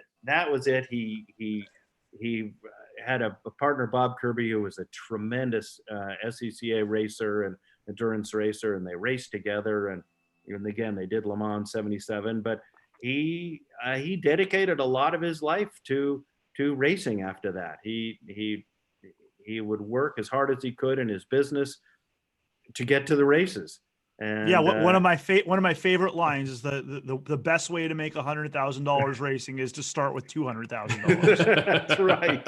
And so that was his thing. And then I of course, when he started racing, I was the crew, from 10 years old and on. And I mean, I think, gosh, it was probably 10 years ago or something. He put his arm around me and he said, I'm sorry. And it's all his fault. Sorry for what? And he said, for getting you into this darn hobby. And, it's been a thrill for me, and to be able to do the things I did with him, but also to make a living in this industry and make product and design and fabricate and machine and have such an incredible crew. at Hotchkis Performance doing this. It was, I mean, it's I owe a lot to him. Absolutely. It's funny that I feel like very few people start their racing career like, oh my God, I love it, being upside down. Right? I feel like most people, they go like, oh my God, I made it on the track and it was amazing and I loved it. Yeah. That might be their last race for a lot of people. You know, Right. I ended up upside down the second lap. This might not be my hobby. Not for me. Your dad's like, I am hooked. He was totally hooked. This is what I want to do. And then unbeknownst to me, or I did remember that story, but Dick Gullstrand was the guy that gave me the job working for his Gullstrand Engineering in 1980, end of 88, in Culver City, that really got me hooked onto the SEMA world. And I'd come back, I'd been living in England, racing in Formula 3 for 2 years, working for a race car driving school. I met fabulous people, and the competition was unbelievable those 2 years. And but Dick gave me a job being the marketing director of his company. He didn't have a marketing director. He had a small parts department. We built that up. I met guys like Herb Fischel, who was head of GM Motorsports. I mean, it goes on and on. Leo Mell, who was head of Goodyear. The amount of people I was able to meet, and the kind of affection for this whole industry was amazing. And right away, he put me on the phone doing tech calls for Camaros and Corvettes. And what I was amazed at, how much time people would spend on the phone talking about their cars, and they're at work, but right. they're loving the. I told them, I said, you just need car psychologists on the phone here. Well, I mean, look, so really watch, right? It is actually, no. So you're on the East Coast now. So it's, pushing 11 o'clock at night here for you. Yes. And somehow you're still, after a long day's work, I'm sure. I mean, I know you were out, and driving around, let's be honest, but still, I just have to say, hey, you want to come talk cars, basically? And it's like, oh yeah, of course I would, Absolutely. Yeah. There it is. So, and I can only imagine what it was like in that era with all the SEMA greats, right? Like the Bondurants. So I'm sure that was, it seems like, the Willow Springs type, that place that the all the greats that, my generation grew up around. So I'm not quite sure where he was going with that one, but we lost either the greats. Well, I can just say that I was so lucky to spend time at Riverside, at Willow Springs, at Sears Point. I did a motorcycle race at Ontario Motor Speedway, and the fact that was a 23-turn road course that was just awesome. Sadly, that the track was just it was ahead of its it was really ahead of its time. If the TV and all the money if it's, let's say, 10 years on, if that track would probably still be here. If it was, what is it now? Ontario Mills Mall? Yes, I think so. Yeah, I think it is. Exactly. And then they have, they have California Speedway or Auto Club Speedway, across the 15 freeway from it. So it shows that can work. It just, that one didn't. But to be able to be at Willow Springs back in the late 60s, we even I went to a race with my father at Orange County National Raceway, which we also spent a lot of time in the stands at the drag races. I mean, that was just a blast watching all these guys, even the jet cars and so on. But there was a road course there that I don't think many people know about. That there was a road course around OCIR, and I remember helping my father run a race there too. So super cool stuff. Did you hear any stories? So I grew up, like I said, in the Valley. And so I spent, like the Malibu Mountains were my playground essentially. And have you ever heard any stories about the Paramount Ranch track? Because I understand there's a race track there. Absolutely. Bob Kirby, father's partner, he raced there. SCCA races were there, and he raced at the Paramount Ranch. And managed to not die, because I understand a lot of people did. I think you're right. They also they had races at Dodger Stadium too, real SCCA road races. Wow. In the parking lot at Dodger Stadium. Wow, So you think North Carolina is the next?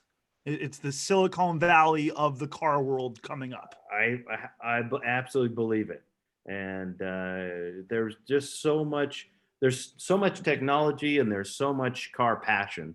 And also one thing that I moved my business for a couple of reasons, and that's one of them. Also, our main points of distribution, our distribution partners, Summit Racing is our biggest customer, and obviously they're in Ohio and Georgia and so on, and they're great. So there's a lot. There's in turn 14 in Pennsylvania and year one, and I mean it goes on and on. We have great distributor partners in California, but there's just there are a lot of car people in the Midwest and East Coast, and certainly a lot of muscle car people. Yeah, California, I mean, you don't have to look much further than I know. Good Guy Nationals is is right here in Columbus. Well, the Columbus Good Guys is their biggest event of the year. Now California's changed a little bit. There's still some great muscle car people and some awesome cars, and you can't beat the consumer, the buying power of 40 million people. I think there are 20 million people from Santa Barbara to San Diego. All of whom actually have cars, whereas in New York, there's nobody has a car. Exactly, and but we've seen the car events, a lot of them change from do-it-yourself muscle car guys, and still there are plenty, but it's now the best Exotics. GT2 RS, the best Lambo, the best. The whatever best it and is, newest, the newest and fastest. Exactly. And so that's certainly taken over. Where in North Carolina, it's still really grassroots, and it's fun. It's a bit like going back in time, and I love seeing it because the passion is huge for cars. Do you guys have a track, a local road course close by down there in North Carolina? We're looking, and there's definitely a lot of options. Good to hear. And this was the time where we should have been testing. We should have been out doing all of this, but we will. That's great to hear. I mean, Road Atlanta is not terribly far. NCM's not terribly far. I mean, there's definitely options, but it's always nice to have something in your backyard too. Oh, there are a lot of options. We did so much testing at Streets of Willow Springs in California, at Buttonwillow, and I can't wait to get that type of relationship with tracks here. Yep. Well, yeah, and Willow Springs was so accessible, which was awesome. It's not like a scenario where it's Willow Springs is every weekend. They have a NASCAR or a Indy 5. It's generally available for rent, other than like the NASA weekends and stuff like that. But again, if Willow Springs, the big track isn't available, Streets of Willow usually is. In worst case scenario, they have Horse Thief Mile. Yeah, I mean, yes. if you're looking for a place to do some fine tuning and some research, Willow Springs was so easy. Yeah, it's a really good one. And I don't know how much time you spent at Buttonwillow, but that's another one of our favorites. And, oh yeah, absolutely. I was fortunate enough to have a best friend when I was in middle school and high school, and his dad raced GT3 Cup cars, and so every weekend we were out there being basically their pit crew while they were doing testing and POC and PCA type racing, and it was fantastic to be around those cars. Right, Buttonwillow, Willow Springs. I spent tons of time there, and my dad had grown up, his family owned an auto shop, so I kind of had it from him, but I got into the Euro cars by doing that. It's just great to be around it. It's something that I always want to have in my life, is to be able to go to the track, be in the pits and feel it and smell it and have all the sensations that you get from being there. Another thing that would touch upon the fact that now there's so many of these private tracks, these what I call golf club, the thermal clubs, and the Monticello motor clubs. Yes. There you go. Look, I see it. And so, I mean, with that kind of investment, with that kind of not only financial, but also kind of personal and that passion that makes those click, I just think that our automotive world is safe and thriving for some time. And we're down in Palm Springs not long ago, and we're close enough to thermal and I could hear the cars, and I think it was a Wednesday morning, and Yeah. when you hear a lot of race cars running around track on a Wednesday morning, you know, notice. hey, things are good. Yeah, you notice. Yeah, Yeah, exactly. but by the way, to circle way back to the beginning, so the Killboy store at the Tail of the Dragon is actually in North Carolina. So Robbinsville, so Tail of the Dragon basically goes into North Carolina. That's the state line that we hit when we were down there. So yeah, we're definitely gonna have to do a Tail of the Dragon thing here. I'm 100% in. Absolutely, 100%. So actually, Tail of the Dragon, which car are you bringing? Well, we have our Challenger here, our 70 Challenger. The yellow one. The yellow one, Emax. So we'd bring Emax. We'd also bring the Grand National, and we invite customers to bring their cars. And so this you got me with an itchy trigger figure now. Yeah, we're gonna start looking at the calendar, Kevin. I'm feeling some miles. I gotta throw a picture of Emax just because just so we can throw that out there, because it's a great looking Dodge Challenger. Absolutely.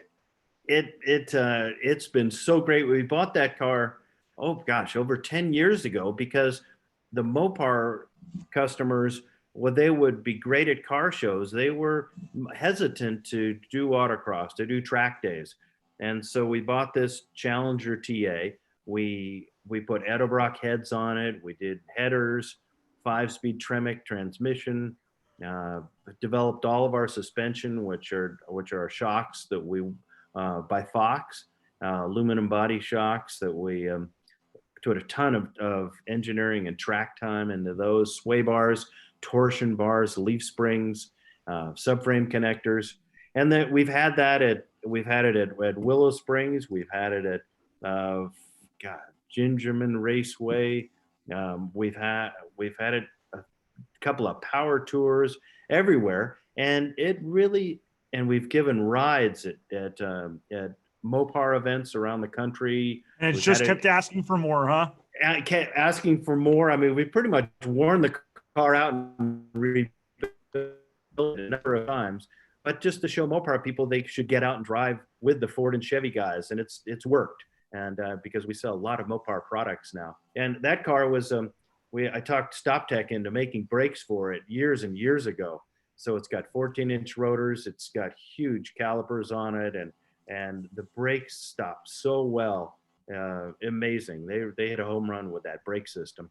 And so it's if you didn't think you were in a Challenger, a 70 Challenger, you'd think you're in a supercar. Gave that to Edmunds. This is some time ago, probably 6 or 7 years ago, and gave it to Edmunds, and they'd had a Lamborghini the week before, and they tested against a new Challenger LX, and they loved our older car. But he said driving down PCH, he got more looks in the 70 Challenger than he did in the Lambo that he'd had the week before. He took it on the same drives, and I got a great laugh out of that, and they loved the car. We gave it to every magazine that would drive it, and it always came back. Hey, we'll drive it. We'll drive it. Oh, yeah. We'll drive it. Yeah, we're in. So of the modern Mopar, or of the modern muscle, what is your, I don't want to say favorite because that's so unfair. But what's your pick though? Yeah, where would your money go? I guess if it was on the table, let's say you were going to buy a new one, where's the money going to go? That I can't. Unfortunately, I like the best of all three companies. I'm not trying to be a cop out, but the Challenger, the Hellcat's a little bigger, but with over 700 horsepower, the car drives small because it has so much horsepower. So of the Challengers, do you go Demon? Do you go Hellcat? Do you go Red Eye? Do you go I think 392 with the? Oh, I think you go Red Eye. Yeah, I agree with you. You have to go big. I mean, GT 350. Of the Mustangs. Of Mustangs. The Camaro, the latest Camaro. SS1LE or the ZL1. Yeah. Yep. You go for the best one, the fastest, and I'd like to have all three actually. But John, you know what I love about this, and this is just so me that of course I definitely have to share it. But hang on here 1 second, and look at the range that guy has. He's got a Mercedes 300 Oh, I love it as well. So I am a resident wagon fan all day, every day, and I love the fact that you have this thing. Turbo diesel. Oh, there you go. That was a car I never expected to own, but a longtime friend of mine. She and her husband live in Colorado, have a great family, and this car was in his family. His father gave it to their son. Their son kept it in Santa Monica, drove it, and then it stopped working. And I call it my Santa Monica barn find, because when they called me up, they said, how can we sell this? Well, little did I know it was slightly a setup, because when I arrived, all four tires were flat. The car was used as a storage unit. It was in a damp garage in Santa Monica. And when I told him how to put it on, Craigslist and bring a trailer, he said, won't you just buy it? And of course, being longtime family friends, is okay. So fine. I gave him what I thought was almost an embarrassing offer, and he took it. And we worked on it and redid pretty much the whole thing. It's a blast to drive. It's hilarious. It does smoke a little bit, and to be right in front of a Tesla and accelerate, and probably feels pretty good. It does. Probably feels pretty good. Yeah. But no, it's a cool car, and I'll sell it soon. But it's fun. And who doesn't love German wagons? I've had how many? Three? I have one right now. There you go. Yeah, absolutely. Now a lot of my friends say, "Hey, put an LS in it." And so put an E63 6.2 in it. That's what you should do. No, that would be more appropriate. Sounds about right. Yeah, I like that aspect. Yeah, I'm called Chip. I'm sure. Actually, you guys did some work on like the very first Chip Foose build, right?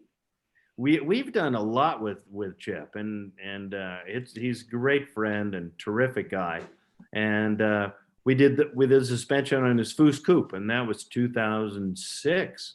Wow, God, ages ago. But he said, here's the chassis, here's what I'm thinking about, and here are the wheels. This is the size wheels and tires I'd like. Now, can you connect the chassis to the tires? And we designed the whole thing for him. Usually it kind of works the other way, right? Like here's a chassis. How big of the, let's go ahead and fit wheels. I guess Chip Foose builds it. Here are the wheels. Now let's build the chassis. Exactly. That's amazing. Yeah, it's so interesting. So like I said, I think it was off camera before. I've been now to SEMA about 16 years in a row. So, hope God willing we'll be 17 this year. But it's so crazy to see this, like, the kind of the not the original batch, but like the Chip Fooses and all the Vic Edelbrock and that kind of graduating class, it seems like.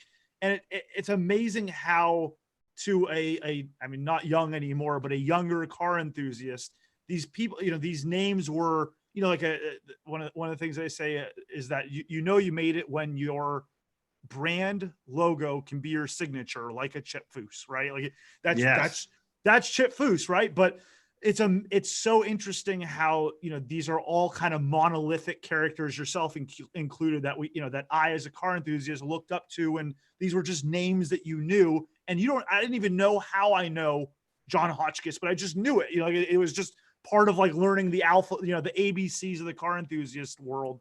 And it was always so interesting to me how connected all those names are. Right. Again, from an outsider's perspective, from a young guy perspective, these are all names that are like, again, these monoliths, like the Chip Foose and the Vic Gallerbrock and but somehow, you guys are all just guys, right? And they're all car guys. And what do car guys do? They know car guys. And so it's always been so incredible to me how interconnected that, that world is. And it's so refreshing to know that, like, well, if these guys can all get along, then like, why are we arguing about which brake setup? Like the little minutia of the car scene that, people can get caught up in, whereas like the people that basically founded this hobby, still, I'm sure that there's been, tiffs along the way, but somehow they all come together year after year for the common good of the car enthusiast. Oh, absolutely. And I know there's plenty of disagreements, but we all run on, gasoline in our veins. And that you mentioned Barry Maguire, and boy, I mean, there's a guy that's done more for the passion, more for the industry, and keeping the excitement rolling along. Not only did he build a fabulous company, but his enthusiasm is infectious. Whether it's Vic Edelbrock or Ed Iskandarian or you think of the names Crowder, you think Hooker Headers. I mean, it goes on and on, and the brands that were established on passion, where the founders developed the companies specifically because they just loved cars, and then they figured out how to make a business, and a really good business out of it. And so there's so many of those stories. And the automotive aftermarket, it seems big maybe from the outside, but it's a small niche group of people, and yeah, everybody knows everybody, and it has be just one of the most rewarding areas of business ever.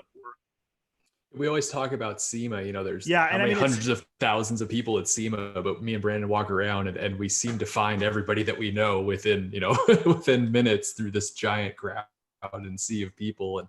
And it's crazy how big it is, yet how small it is at the same time.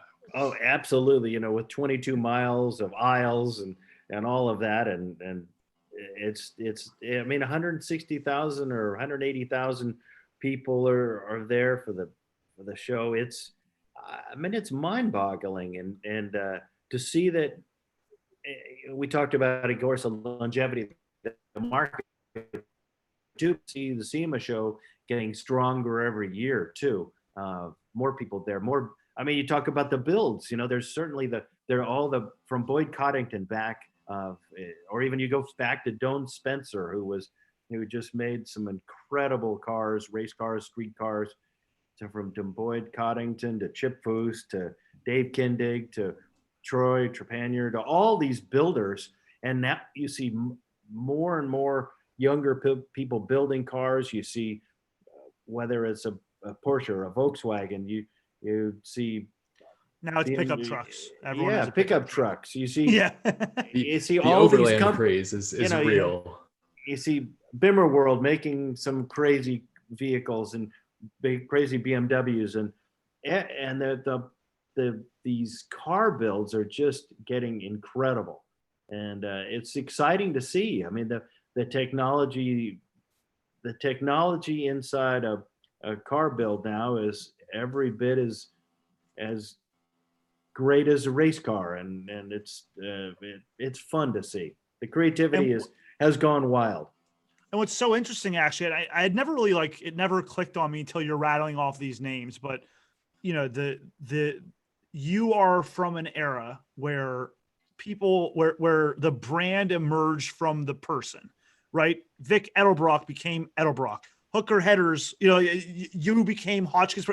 Everyone has their name on the box from your generation. And it's such an interest. It tells you everything you need to know about where the business came from, because I imagine at the very beginning, the Edelbrock was just a name that was in the car world and was respected, and you could go and make Edelbrock Header, and just like, you're able to leverage these names into a business, but at the same time, it means that every box that leaves the warehouse has your name on it. So not only does it come from a place of, it's an organic and real place, but it continues because, for many reasons. But again, I imagine you are totally unwilling to see something leave Hotchkis with your name on it that you're not proud of? No, sometime at the detriment of the business, I'll stop and I say, no, that just doesn't, we can't do that. That whatever the finish is not quite right. But no, it's, there's a lot of pressure, but it's good pressure when your name is on the box. And, yeah, because and also personally stand behind everything we do. And so it makes me very proud to see all those boxes leave the shop every day, and I want to continue that for sure. Absolutely. Now made in what city? North In Carolina? Mooresville, North Carolina. Mooresville. It's got a nice ring to it. It does. Mooresville, North Carolina. I like it. You got to come and visit when we. I promise you we will. We'll do the Tail of the Dragon, Absolutely. and then we'll start at our place, and guys come and visit. No doubt about it. Well, I want to go ahead and start to wrap up here, Kevin. Unless there's anything that you object to, I want to start to bring us home.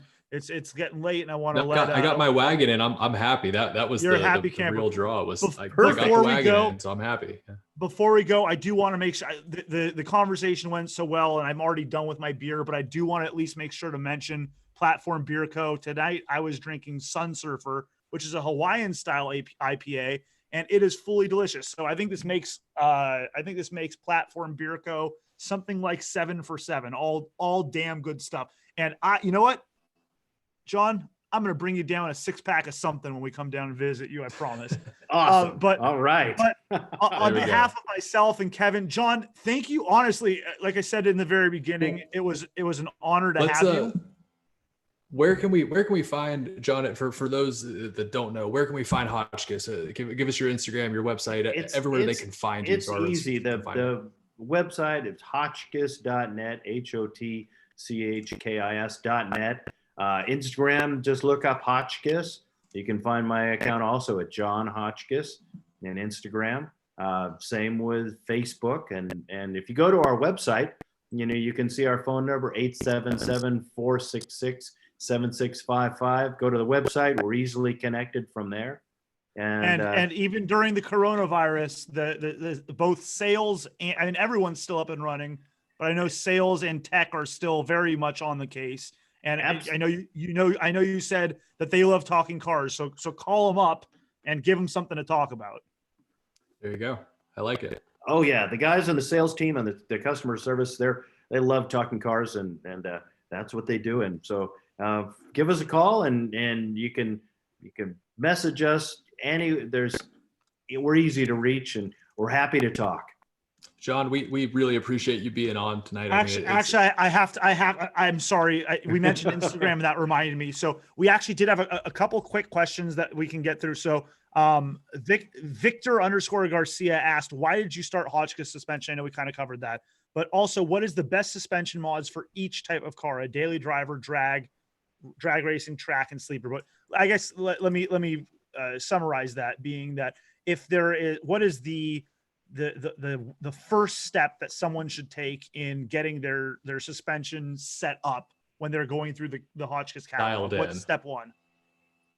The very first thing you need to do, no matter what type of driving you're doing, is make sure all the suspension parts, the original suspension parts that you're leaving on the car, are good. Ball joints are good. The bearings are good. Axles are good. Everything is in good shape, so the wheels are pointed in the right direction. Because there's nothing worse than having a car that has goes toe in, toe out, wanders, and so on. It's not good for any type of street or track driving. Sway bars are a great place to start. Shocks are another. So spring shocks and sway bars are a great introductory package. We're finding many more of our customers are buying complete kits, because when they do the suspension on let's say a 66 Chevelle or a Mustang, they're doing everything from bumper to bumper, all the suspension. So you don't if you can only pull the suspension off once, it's better than doing it 4 times. Brandon, exactly. So very true. Do it right the first time. I have learned that myself way too many times. Yes, but people always say, well, what is the latest trick I should have, and how do I become faster? We should have another show just talk about driving and how we always say the nut behind the wheel, how the driver can make a car handle terribly or really well, regardless of what suspension's underneath it. So there's it still should be on Hotchkis. But after we do our 100%. Yes. After we do our tail drive, we'll definitely revisit how bad of a driver can. So you do driver mod first, then you go to Hotchkiss and get the suspension set up so you can actually use what you learned with the proper setup. Exactly. No, you have to make sure that your suspension is dialed in, and then and it has full Hotchkiss equipped, and then we'll go over some driving techniques. And then sick_SS on Instagram says, "Hey John, you guys are on first name basis. Is Hotchkiss planning on making a front tubular control arm for a '96 Impala SS?" In case that's not specific enough. It's a very specific question. You heard my sigh because we did that. We made them back in the day when those cars were new, and we didn't sell. We only sold a few. So thanks a lot, sick_SS. It's okay. He only has 4 followers. We're going to, we will do that. We will make those. That's on our drawing board. You hear it first. And I think we had one more question from our. We had Carl Casanova on YouTube just say, "Awesome to have John Hotchkiss live, a true gentleman." And I'll echo that comment all day long. Oh, Carl's been one of our great supporters, and he's had his Camaro since high school, and I think it's probably had 40 different iterations of awesomeness. He's done the one lap of America. Oh, one lap of America, very cool. Lap, yeah. I mean, he's incredible guy, track day guy, and a great family man as well. So I'm looking up the good guys date for Columbus. I wonder if it's mid-July. I think there might still be a cracking chance on it. Hopefully we'll see plenty of Hotchkiss equipped stuff out there running circles around the competition. But I wanted to, like I said, it's getting late. I want to let you go. John, thank you. It was an honor. It was a pleasure. I had no idea how much fun I was going to have chatting with you, but just the fact you're willing to give us time. And I've said it a couple times now, but in a world of coronavirus, I know it's just a little bit of time, and that's all we have, but that's also all we have. So thank you so much for giving us some of your time. And, hopefully everyone that's listening, everyone that was able to watch, was able to get a nice insight into the man behind the business that, churns out such amazing suspension products. So, and on behalf of an entire generation of car enthusiasts, thanks for doing what you've done to make sure that there is a hobby here. Absolutely, John. And just to echo that, thank you so much for being on it. And we'll look forward to getting out to the Dragon with you and then check out your setup in North Carolina and hopefully doing this again shortly. All right. Well, come on out and we'll drive some cool American muscle, and we'll drink some beer, and we'll have a great, and not at the same time, but we'll have a great the driving, then the beer drinking. The driving, then the drinking. Exactly. That's the Garage Chronicles way. But Brandon, Kevin, thank you very much for having me. I appreciate it. And keep that passion going. Love what you do. Love it. Kevin, do you have any last advice, Kevin? I think you might have a last piece of advice, Brandon. Yeah. Hey, if you guys are listening, just wash your fucking hands. All right.